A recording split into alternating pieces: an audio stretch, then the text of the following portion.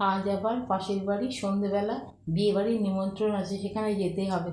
তা গিফট যেটা দেবো সেটা তো প্যাক করা হয়ে গেছে। এক কাজ করি, আলমারিটা খুলে দেখি, হাতের কাছে যে শাড়িটা পাবো সেটাই নয় পরে নেবো।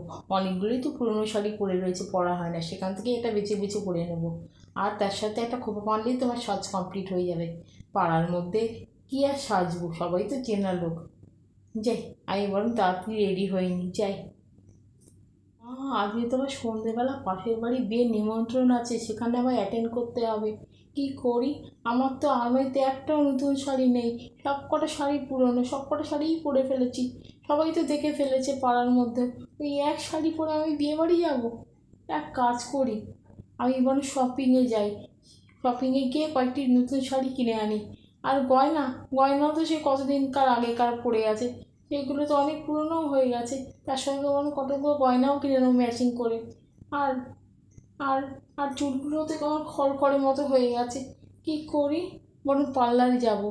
আগে বরং শপিংয়ে যাই, সব কেনাকাটা করে তবে মানে পার্লারে যাব। চুলটা স্ট্রেটনিং করবো, তার সঙ্গে ফেসিয়াল অনেকদিন করানো না, ফেসিয়ালও করতে হবে। আর তার সাথে নেল আর্টও করবো। এক কাজ করি, এখন তো দুপুর 3টে বাজে, আমার তো 8-10 ঘন্টার মতো সাজতে লাগবে।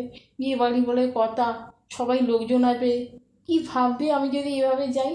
এক কাজ করি, বরং ঝটপট করে রেডি হয়ে নিই, তারপরে আমরা সেজে গুজে সবাইকে তাক লাগিয়ে দেবো। যাই।